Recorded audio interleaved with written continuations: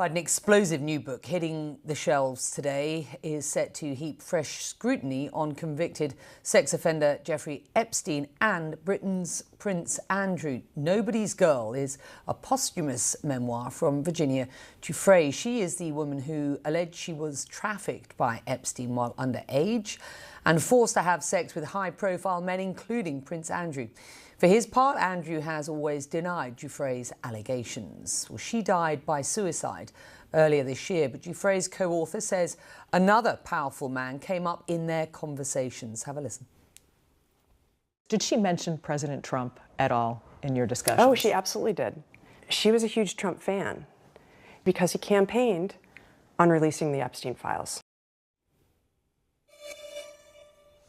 Well, CNN's Salma Abdelaziz is live outside Buckingham Palace for us with the details from this brand new book. And what does it tell us about her alleged relationship with Prince Andrew, one that he has, of course, strongly denied?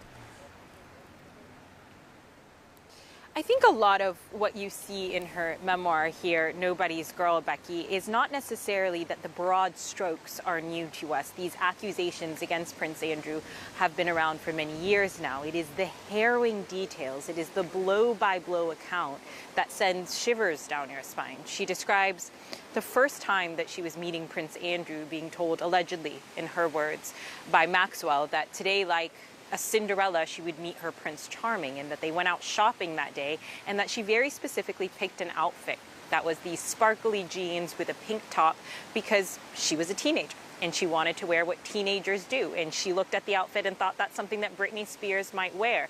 And to now know that outfit and remember that infamous image from 2001 that was published across British tabloids, allegedly, again, of her and Prince Andrew, you get an understanding of just how young she says she was at the time. She even recalls that Prince Andrew was asked to guess her age during this first meeting, during this initial meeting, and that he accurately described it as 17 years old. And I want to read you an excerpt from the book here as to what happened in that conversation next, according to her. "My daughters are just a little younger than you," he told me, explaining his accuracy. As usual, Maxwell was quick with a joke. "I guess we'll have to trade her in soon." And it's those tiny details that I think will shock and horrify readers of this nearly 400-page book. Now, Prince Andrew vehemently denies any of the accusations against him. He says he's never even met Virginia Giuffre, but he did settle a civil lawsuit, reportedly for millions of dollars, with her in 2022. The royal world braces once more.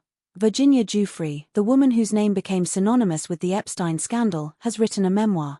And inside, she makes fresh claims about the late financier Jeffrey Epstein and Prince Andrew. For Buckingham Palace, it's a haunting return to a nightmare they thought was buried. To understand the storm, we go back 2 decades.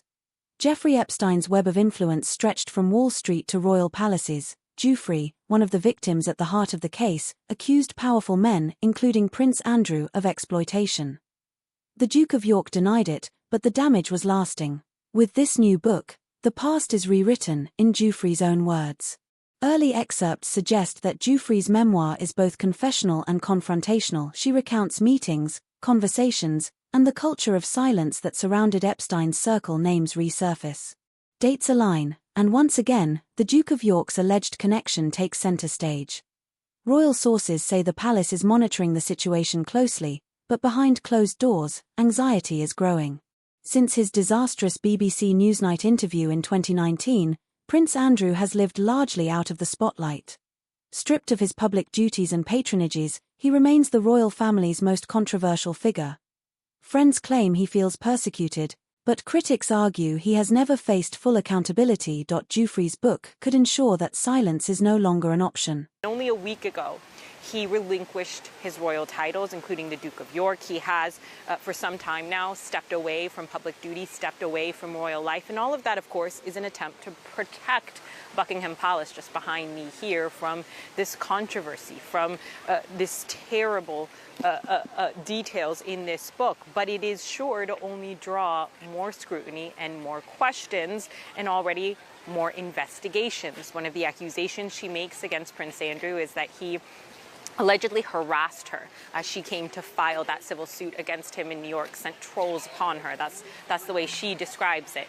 And now there are reports in British media that Prince Andrew asked a police officer, a member of his close protection team, a bodyguard essentially, to dig up dirt on Virginia. And that is an accusation that now the Met Police says it is actively looking into. So a saga, again, this book published 6 months after she died of suicide, after Virginia Giuffre died of suicide. But the saga very much continues, and the accusations and the fallout continue.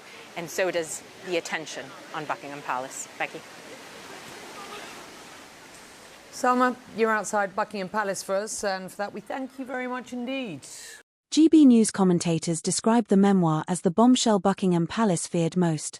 Media outlets from London to New York are dissecting every line.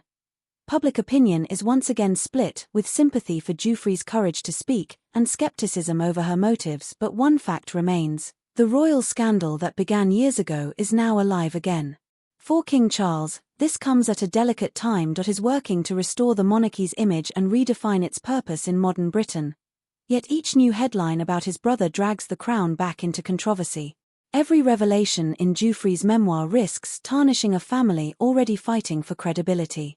This story is about more than royalty, it's about power, privilege, and the people who challenge both. Giuffre's memoir serves as a warning that truth, once buried, has a way of resurfacing. Her words could shape how history remembers Epstein's network and how justice measures influence against accountability. As Virginia Giuffre's book reaches the world, one chapter closes and another begins. For Prince Andrew, redemption may be out of reach. For the monarchy, the ghosts of the past refuse to rest. And for those seeking the truth, the pages of this memoir could be their most powerful evidence yet.